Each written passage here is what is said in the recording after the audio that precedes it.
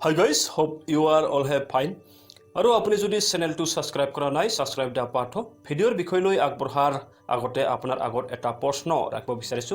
যেহেতু আমাৰ দেশ ভাৰতবৰ্ষ বিশ্বৰ সৰ্ববৃহৎ জনসংখ্যাৰ প্ৰথম স্থানৰ দক্ষতা লাভ কৰি আহিছে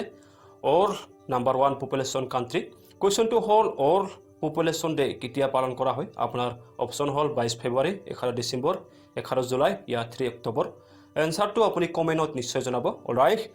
অসমৰ থবুৰী বঙাইগাঁও গোৱালপাৰা আৰু কামৰূপ হৈ যোৱা 17 নং ৰাষ্ট্ৰীয় ঘাইপথটো 4 লাইনৰ কাম চলি আহিছে এই ৰাষ্ট্ৰীয় ঘাইপথটো আগতে 37 নং ৰাষ্ট্ৰীয় ঘাইপথৰে নামাকৰণ আছিল আৰু কেই বছৰ আগত হলনি কৰি 17 নং ৰাষ্ট্ৰীয় ঘাইপথ ৰখা হৈছে মই মেপত চোৱা মতে এই 17 নং ৰাষ্ট্ৰীয় ঘাইপথটো সিকিম ৰাজ্যৰ চেফক নামৰ জাগাৰ পৰা অসমৰ জালুকবাৰীলৈকে ক'ব পাৰি কথাটো হল এই ৰাষ্ট্ৰীয় ঘাইপথটো বহুতো ডাঙৰ হাবিৰ মাজেৰে গৈছে আৰু এই ৰাষ্ট্ৰীয় ঘাইপথটো 4 লাইনৰ কাম বহু বছৰ আগৰ পৰা আৰম্ভ হৈ আহিছে আৰু অবিয়াসলি কথা ঘাইপথটো 4 লাইন কৰাত হাজাৰ হাবিৰ গছটো কটা খাবই আৰু হাবিৰ গছ কটা আৰম্ভণি চলি আহিছে কথাটো হল আজিৰ এটা বাতৰিত এটা আৰ্টিকেল প্ৰকাশ পাইছে এই আৰ্টিকেলৰ লেখকজন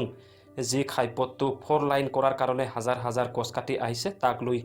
দুখ প্ৰকাশ কৰি আৰ্টিকেলটো লিখিছে মানে লেখকজনৰ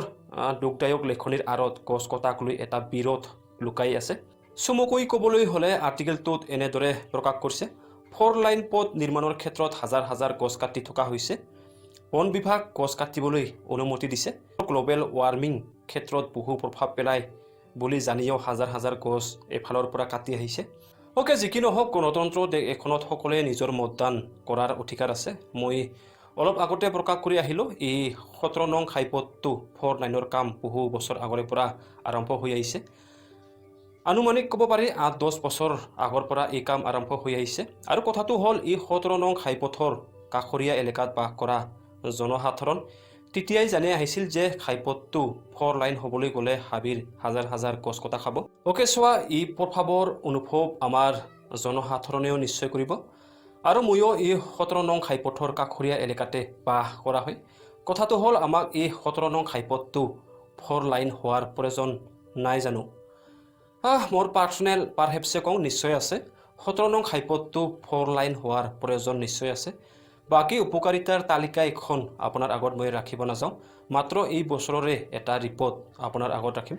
এই বৰ্ষৰ জানুৱাৰী মাহৰ পৰা মে মাহলৈ ৰাজ্যত সংঘটিত হৈছে মুঠ 3191টা পথ দুৰ্ঘটনা অকল জানুৱাৰী মাহৰ পৰা মে মাহৰ ভিতৰতে এই 3191টা পথ দুৰ্ঘটনাত 1415 জনৰ মৃত্যু ঘটিছে এই বছৰৰ অকল মে মাহতে ৰাজ্যত 686টা পথ দুৰ্ঘটনা হৈছে কথাটো হল ৰাজ্যত যিমানবোৰ পথ দুৰ্ঘটনা হৈ আছে সকলোতকৈ বেছি কামৰূপ গোৱালপাৰাৰ এই 17 নং ৰাষ্ট্ৰীয় ঘাইপথতে ঘটি আছে আৰু এই এক্সিডেন্ট নাম্বাৰবোৰ থানাতকৈ ৰেজিষ্টাৰ হোৱা নাম্বাৰ হয় আৰু বহুতো কিছুমান এনে এক্সিডেন্ট থাকে যিবোৰ এক্সিডেন্ট থানাত গৈ ৰেজিষ্টাৰ নহয় ওকে সোৱা এই 17 নং ঘাইপথটো 4 লাইন কৰাৰ কাৰণে যি হাবিৰ গছ কাটি আছে ইয়া আৰম্ভণিহে বুলি ক'ব পাৰি আৰু বহুতো হাবিৰ গছ কটাৰ আৰম্ভ কৰিব ইয়াক লৈ বহুতো আৰ্টিকেল নিউজত প্ৰতিক্ৰিয়া আহিব হয়তো কিছুমান দল সংগঠন বিৰোধিতাতো নামি আহিব পাৰে কিন্তু আমাৰ কাৰণে 17 নং ৰাষ্ট্ৰীয় ঘাইপথটো 4 লাইন হোৱাৰ বহু প্ৰয়োজন আছে আৰু ইয়া স্বাভাৱিক কথা মানৱ সমাজৰ উন্নতিৰ কাৰণে কিছুমান বস্তু আমি ত্যাগ কৰিব লাগিব আৰু এটো নহয় যে হি ত্যাগ কৰা বস্তু আমি পুনৰ